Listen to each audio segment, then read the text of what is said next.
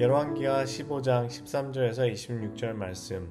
유다왕 우시야 제39년에 야베스의 아들 살룸이 사마리아에서 왕이 되어 한 달 동안 다스리니라.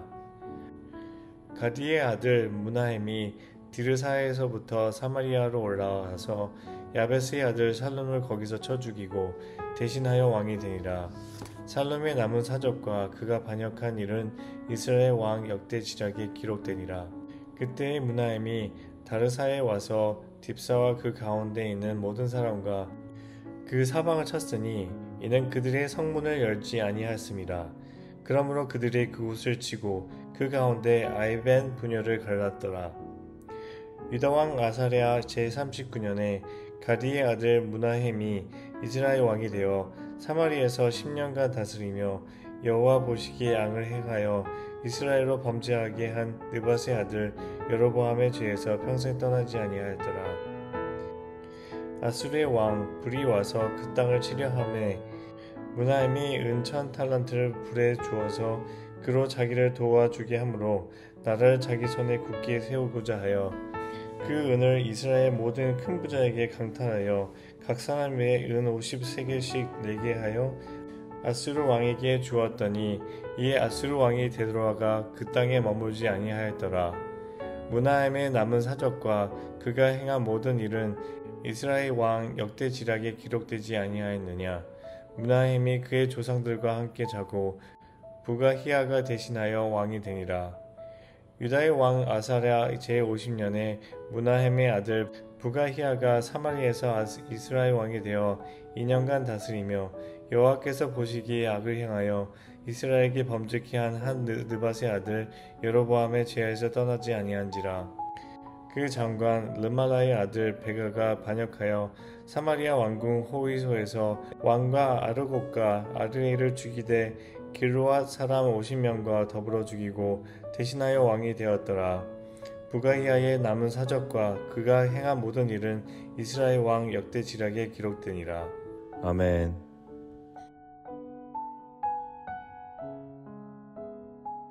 함께 기도하겠습니다. 하나님, 내 삶의 말씀의 역사 앞에 우리의 삶을 돌이키며 또 말씀의 역사 앞에 우리의 삶을 나아갈 길을 보게 하여 주옵소서. 그래서 하나님, 오늘 말씀을 통해서도 우리의 삶이 온전한 길로 나아가는 인생 되어가길 원합니다. 이 모든 말씀 예수님 이름으로 기도하였습니다. 아멘. 할렐루야.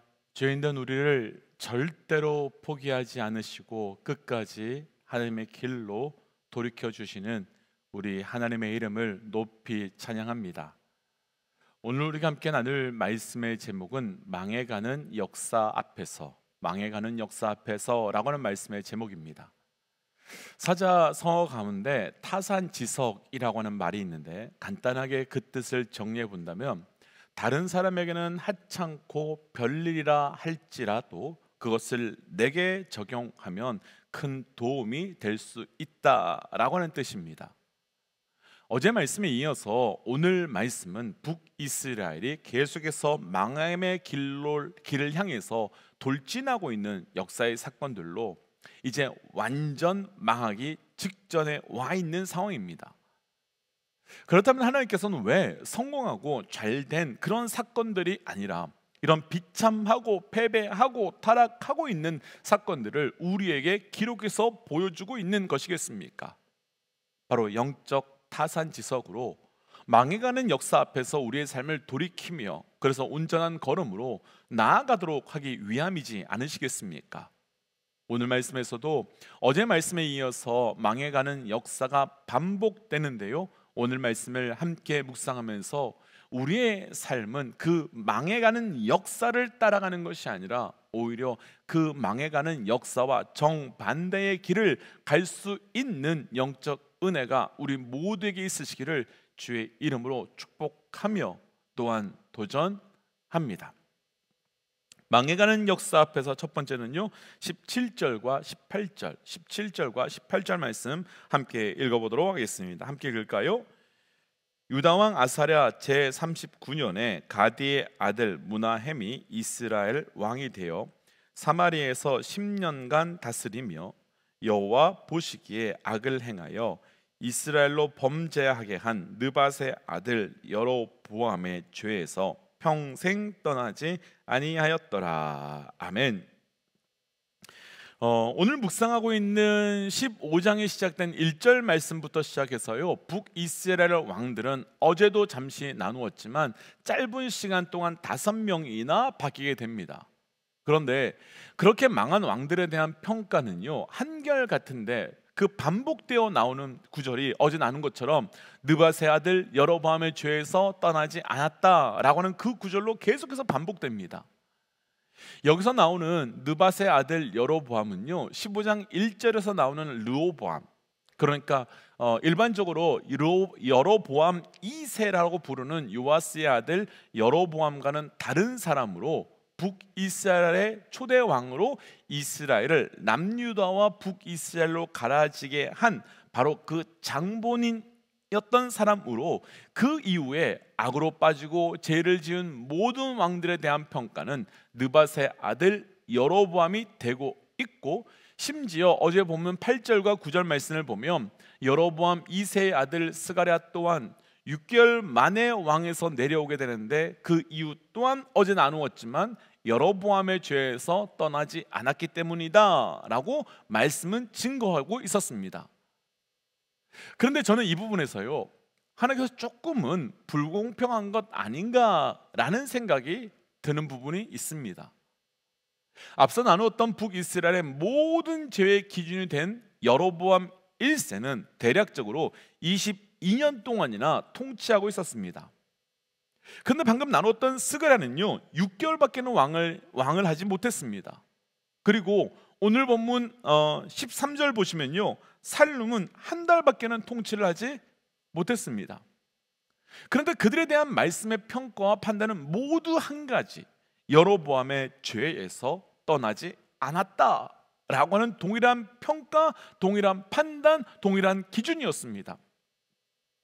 22년을 통치하면서 죄를 지은 사람과 6개월 그리고 한 달을 통치하는 왕들에 대한 평가가 동일하다면 사실은 조금은 불공평하다고 하는 생각이 들지 않으시는지요?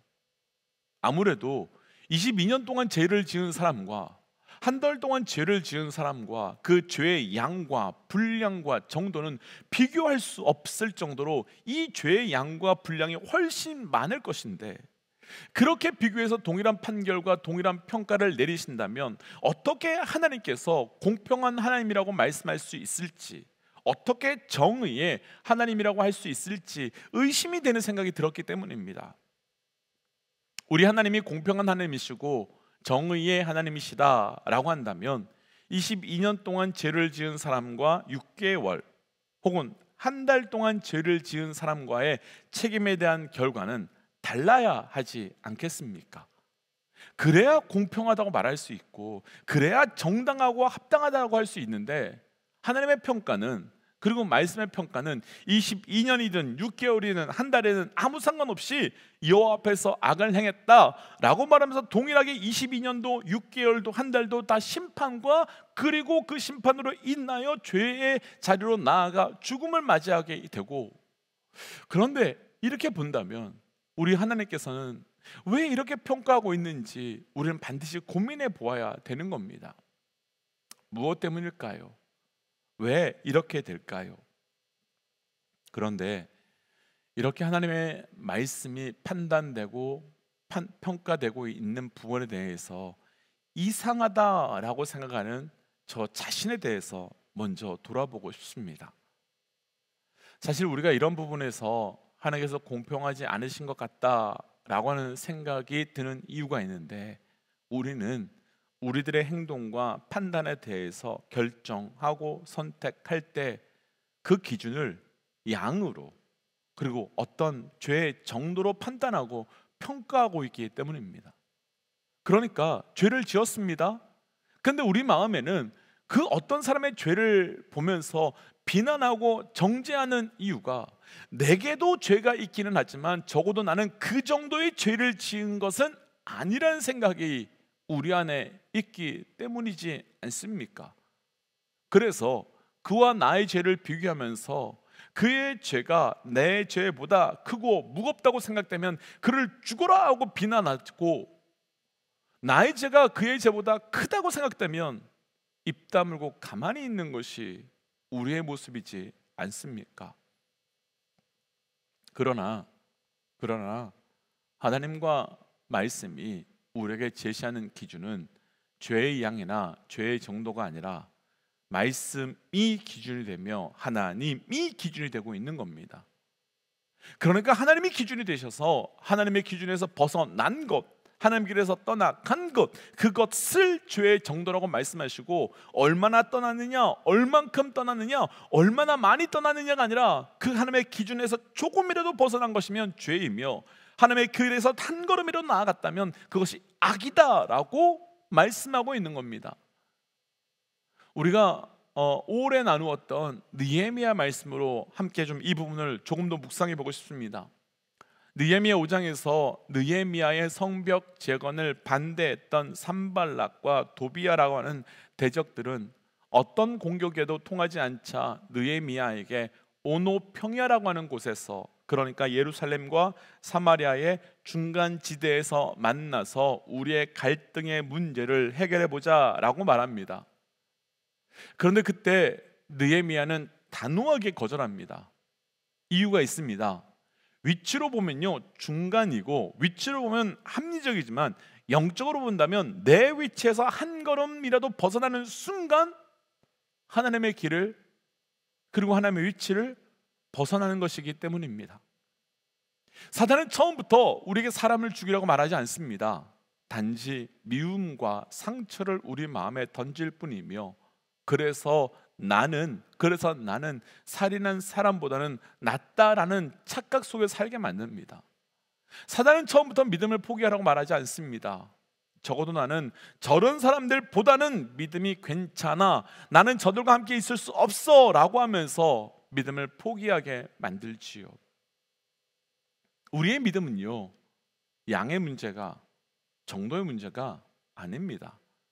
우리의 믿음은 진리의 문제이며 기준의 문제입니다. 왜 하나님께서는, 그리고 말씀은 22년과 6개월과 한 달의 죄를 동일하다고 말씀하시겠습니까? 죄의 문제는 양의 문제, 정도의 문제가 아니라 진리의 문제이며 기준의 문제이기 때문입니다. 그렇다면 이들의 망해가는 역사 앞에 우리는 우리의 삶을 점검해 보아야 합니다. 혹 우리 안에 나는 그 사람보다는 괜찮다는 생각이 있으시다면 우리 안에 온전한 기준을 회복하셔야 합니다. 도전하기는 망해가는 이 역사 앞에 우리의 삶을 온전히 돌이키며 돌아볼 수 있는 영적 은혜가 우리 모두에게 있으시기를 주의 이름으로 도전합니다. 망해가는 역사 앞에서 두 번째는요, 19절 말씀입니다. 19절 함께 좀 읽어볼까요? 아수르 왕 불이 와서 그 땅을 치려하매 무나헴이 은 1000달란트를 불에게 주어서 그로 자기를 도와주게 함으로 나라를 자기 손에 굳게 세우고자 하여. 아멘. 아수르가 쳐들어오자 무나헴이요 은 1000달란트를 아수르의 왕 불에게 뇌물을 주고 오히려 자기를 도와서 나라를 더 굳세겠다라고 말씀이 증거되고 있지요. 나를 치러 오는 적을 오히려 나를 돕는 자로 만들었으니 어찌되었든 무나헴의 능력을 탁월한 것처럼 볼 수도 있을 것 같습니다. 그런데 여기서 한 가지 우리가 고민해 보고 싶은 부분이 있는데요, 우리가 잘 아는 것처럼 북이스라엘의 마지막 왕 호세아가 멸망당했을 때 다른 나라에 의해서 멸망당한 것이 아니라 지금 바로 무나헴이 돈을 주고 자기 편으로 만들었던 바로 이 아수르에 의해서 멸망당했다는 것입니다. 분명 조금 전에 읽었던 19절 말씀에서 말씀은 아수르가 무나헴을, 다시 얘기하면 북이스라엘을 도와주었다라고 기록했습니다. 그런데 어떻게 그 아수르에 의해서 북이스라엘이 멸망당할 수 있었겠습니까? 이후 말씀에서도요, 다시 한번 저희가 나누겠지만 이 부분에는 약간의 설명이 필요한데요, 이 무나헴이 죽고 그의 아들 부가 히야가 왕이 되는데요, 이 부가이아는 베가에 의해서 살해가 됩니다. 베가가 왕이 된 거지요. 그런데 이때 이 베가는 기존에 자신들을 도와주었던 이 아수르를 떠나서 반대의 나라인 아람과 연합을 하는데요, 이 연합을 한 베가와 아람이 남유다를 치려고 합니다. 이때 갑작스러운 위험에 빠졌던 이 남유다는 오늘 말씀의 브나임과 마찬가지로 이 아수르에게 돈을 주고 우리를 도와달라고 요청하는데, 이 돈을 받았던 아수르는 얼마 전까지만 해도 자기가 도와줬던 북이스라엘을 공격하고, 이때 북이스라엘은 망하게 되면서 포로로 끌려가게 되고 역사에서 사라지는 나라가 된 것입니다. 설교에서 표현할 내용은 아니지만 어떻게 보면 아수르는 참 치사한 나라입니다. 조금 전까지만 해도요, 북이스라엘과 한편이었는데 이제는 북이스라엘을 무너뜨린 나라가 되었고, 그리고 그 이유는 단 하나, 바로 돈 때문이었습니다.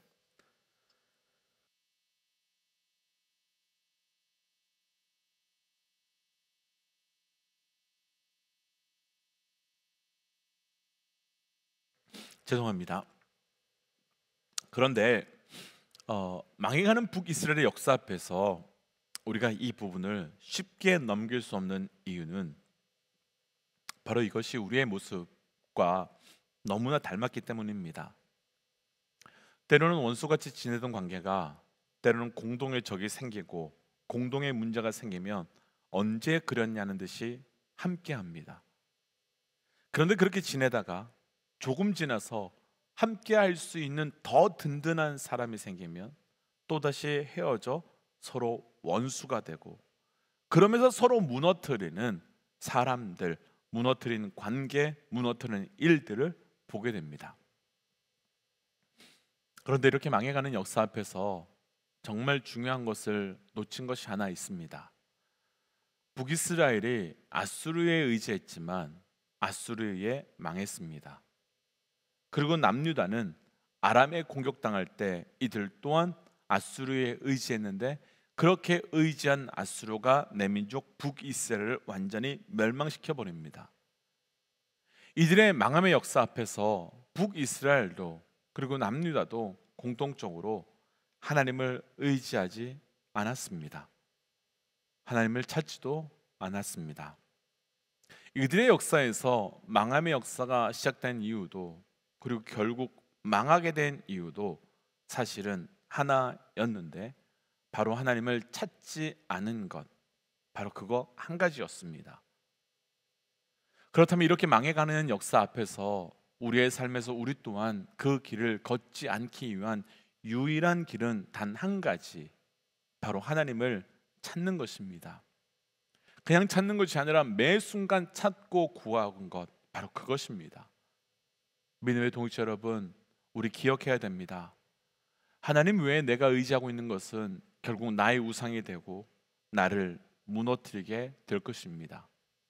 그러나 하나님만 의지한다면 바로 그때 우리의 삶에 살 길이 열리게 될 것입니다. 그래서 이 시간 주신 말씀을 기억하며 이렇게 기도하고 싶습니다. 하나님, 내 삶이 오직 하나님 안에서 하나님으로 거하는 삶이 되게 하여 주옵시고, 그를 통해 내 삶에 망해가는 삶의 역사를 따라가는 것이 아니라 생명의 길로 나아가게 하여 주옵소서라고 함께 기도하겠습니다. 함께 기도할까요? 하나님, 오늘 주신 말씀을 붙들고 기도하며 나아갑니다. 아버지요, 나의 삶의 그 망해가는 역사 앞에서 나의 삶을 돌이키며 또 내 삶의 생명의 길로 나아갈 수 있도록 인도하여 주옵소서. 하나님, 내가 온전한 것을 붙들고 온전한 것을 의지하게 하시고 온전한 것으로 살아갈 수 있도록 동행하여 주옵소서. 하나님, 오늘 주신 말씀을 붙들고 기도합니다. 망해가는 이스라엘 역사 앞에 내가 무엇을 붙들고 무엇으로 살아가고 있는지 온전히 분별하는 자 되어가길 원합니다. 하나님, 내가 잘못된 것을 의지하여 잘못된 것으로 망해가는 것이 아니라 오직 예수 그리스도를 의지하여 예수 그리스도로 살아갈 수 있도록 동행하여 주옵소서. 이 모든 말씀 예수님 이름으로 기도하였습니다. 아멘. 사랑하는 믿음의 여러분, 결국 하나님 외에 의지하는 그 무엇은 그 무엇으로 인해 우리의 삶은 무너질 수밖에 없는 겁니다. 도전합니다. 하나님 외에 의지하는 모든 것을 끊어내십시오. 우리 함께 시간 선포하고 삶의 자리로 또 기도의 자리로 나아가지요. 함께 선포하겠습니다. 하나님은 살아계십니다. 아멘. 승리하십시오. 함께 기도하겠습니다.